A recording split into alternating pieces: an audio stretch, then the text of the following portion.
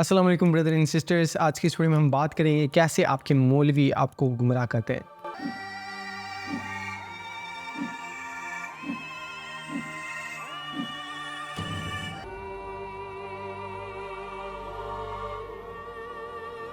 سب سے پہلی ٹرک جو یہ جھوٹے علماء آپ کو یوز کرتے ہیں گمراہ کرنے کے لیے، اس کا نام ہے اسٹرومین آرگیومنٹ فیلیسی.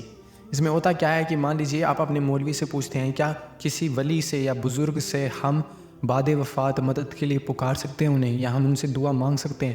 تو یہ آپ کے سوال کو ہی مس ریپرزینٹ کر دیتے ہیں، یعنی ان کا معنی ہی بدل دیتے ہیں.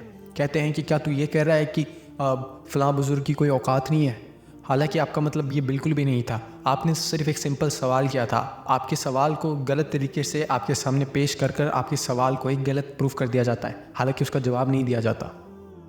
دوسری ٹرک جو مولوی یوز کرتے ہیں اس کا نام ہے سلپری سلوپ فیلیسی. اس میں ہوتا کیا ہے کہ آپ کے سوال پوچھنے ماتر سے آپ کو جہنم میں ڈکلیئر کر دیا جاتا ہے، آپ کو ڈرا دیا جاتا ہے. مثال کے طور پر آپ اپنے مولوی سے جا کر پوچھتے ہو، مولوی صاحب کیا نبی صلی اللہ علیہ وسلم سے ہم دعا مانگ سکتے ہیں؟ تو آگے سے اس کا جواب نہیں ملتا، آگے سے آپ کو سننے کو ملتا ہے کہ یہ سوال پوچھنا ہی نبی صلی اللہ علیہ وسلم کی شان میں گستاخی کرنا ہے، اور اگر تم نے ان کی شان میں گستاخی کر دی تو تم کافر ہو جاؤ گے، اور اگر تم کافر ہو گئے تو ہمیشہ کی جہنم میں رہو گے. حالانکہ ایسا بالکل بھی نہیں تھا. ایک سوال سے آپ کوئی گستاخی نہیں کرتے ہیں.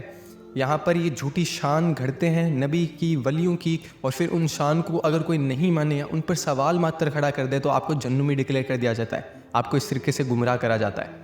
جبکہ نبی صلی اللہ علیہ وسلم کی حدیث ہے جہاں پہ آپ نے فرمایا کہ مجھے میرے مرتبے سے زیادہ نہ بڑھاؤ، جیسے عیسیٰ ابن مریم علیہ السلام کو نصارہ نے ان کے مرتبے سے، ان کے رتبے سے زیادہ بڑھا دیا تھا.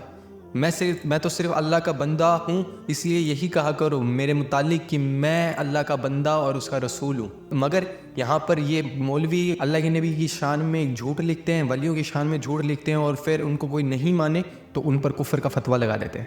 تیسری ٹرک جو یہ مولوی یوز کرتے ہیں اس کا نام ہے لوڈڈ کویشچن فیلیسی. اس میں ہوتا کیا ہے کہ آپ اپنے مولوی سے سوال پوچھتے ہو تو اس کا جواب دینے کے بجائے وہ الٹا آپ سے ہی سوال پوچھ لیتے ہیں آپ کو گمراہ کرنے کے لیے. سوال پوچھنے میں کوئی گڑبڑ نہیں ہے، مگر سوال ایسا نہ ہو جس سے حق چھپ جائے. جیسے کہ ادھارن کے طور پر آپ اپنے مولوی سے کہتے ہو، مولوی صاحب کیا رفع دین کا ترک ثابت ہے، یعنی کہ رفع دین کی منائی ہے کہیں پہ؟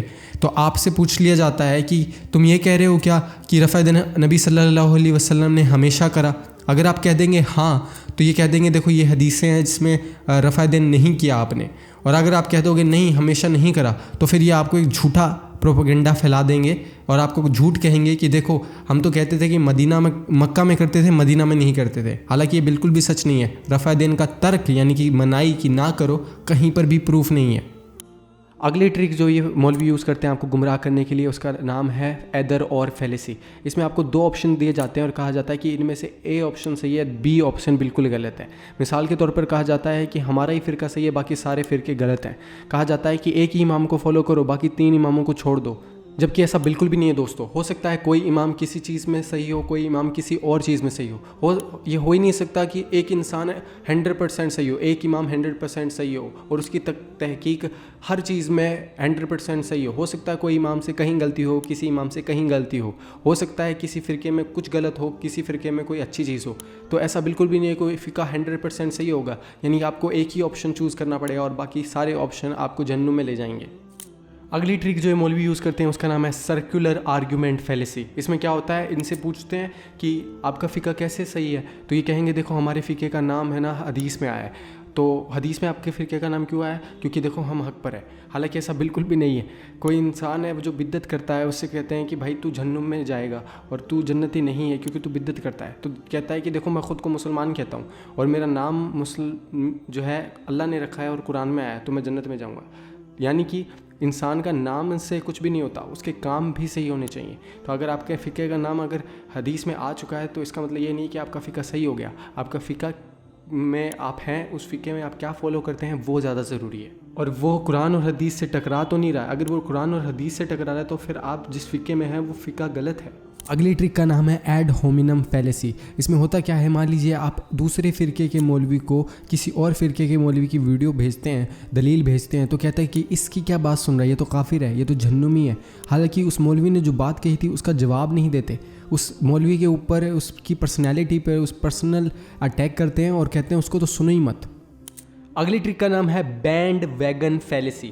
اس میں کیا ہوتا ہے, کہا جاتا ہے دیکھو اتنے سارے لوگ کیا جہنمی ہیں, اتنے سارے جو لوگ ہیں جو یہ چیزیں فالو کرتے ہیں کیا وہ جہنمی ہیں, ہمارا فرقے میں جو ہے زیادہ لوگ ہیں, ہماری تعداد زیادہ ہے, اس سے آپ کا فرقہ صحیح نہیں ہو جاتا. تعداد میں تو کرسچن ہم سے زیادہ ہیں, تو کیا وہ صحیح ہو گئے. اگلی ٹرک کا نام ہے فالس کوز فیلیسی. اس میں کیا ہوتا ہے کہ دیکھو فلاں بابا سے کسی نے دعا مانگی تھی, وہ قبول ہو گئی ہے, تو اس بابا سے ہم دعا مانگ سکتے ہیں. حالانکہ ایسا بالکل بھی نہیں ہے. نان مسلم بھی اپنے اپنے ربوں سے دعا مانگتے ہیں اور وہ قبول بھی ہو جاتی ہیں, تو اس کا مطلب یہ نہیں ہے کہ ان کے رب صحیح ہیں یا ان کا مذہب صحیح ہے.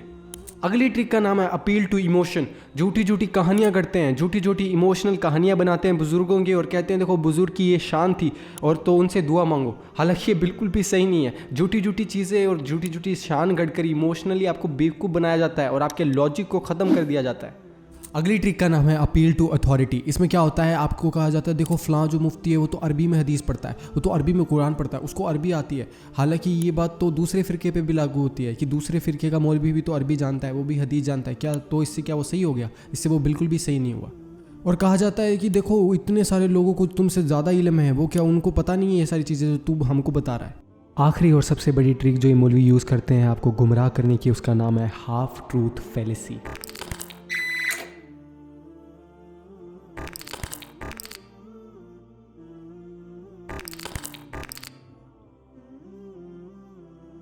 آدھی آیتیں پڑھنا اور آپ کو گمراہ کرنا, آؤٹ آف کانٹیکسٹ آیتیں پڑھنا اور آپ کو گمراہ کرنا, آدھی حدیثیں بتانا اور آپ کو گمراہ کرنا, ایک حدیث بتانا اور دوسری حدیث نہ بتانا آپ کو گمراہ کرنا, صحیح حدیثوں کو غلط پروف کرنا ضعیف حدیثوں کو لا کر, اس سب چیزوں کا یوز کرتے ہیں آپ کو گمراہ کرنے کے لیے. اور آپ سوچتے ہو دیکھو ہمارے مولوی نے, ہمارے امام صاحب نے ہم کو آیت بتائی اور حدیث بتائی تو ہم صحیح ہو گئے. حالانکہ گھر پہ جا کر خود تحقیق نہیں کرتے, خود آیت نہیں پڑھتے, ایک آیت کے اوپر کی آیت نہیں پڑھتے, نیچے کی آیت نہیں پڑھتے, بس جو مولوی نے کہہ دیا وہ مان لیتے ہیں. اور ان کو اس شخص کا حال پڑھ کر سنا دو جس کو ہم نے اپنی آیتیں عطا فرمائیں اور اس کو علم کے لبادے سے آراستہ کیا تو اس نے اس کو اتار پھینکا. پھر شیطان اس کے پیچھے لگا تو وہ گمراہوں میں ہو گیا. اور اگر ہم چاہتے تو ان آیتوں سے اس کے درجے کو بلند کر دیتے, مگر وہ تو پستی کی طرف مائل ہو گیا اور اپنی خواہش کے پیچھے چل پڑا. تو اس کی مثال کتے کی سی ہو گئی کہ اگر اس پر حملہ کرو تو زبان نکالے رہے, یا اسے یوں ہی چھوڑ دو تو بھی زبان نکالے رہے. یہی مثال ان لوگوں کی ہے جنہوں نے ہماری آیتوں کو جھٹلایا, تو ان سے یہ قصہ بیان کر دو تاکہ وہ فکر کریں. جن لوگوں نے ہماری آیتوں کی تکذیب کی ان کی مثال بری ہے, اور انہوں نے نقصان کیا تو اپنا ہی کیا. جس کو اللہ ہدایت دے وہی راہیاب ہے, اور جس کو گمراہ رہنے دے تو ایسے ہی لوگ نقصان اٹھانے والے ہیں. اور سب مل کر اللہ کی ہدایت کی رسی کو مضبوط پکڑے رہنا اور فرقے فرقے نہ ہو جانا.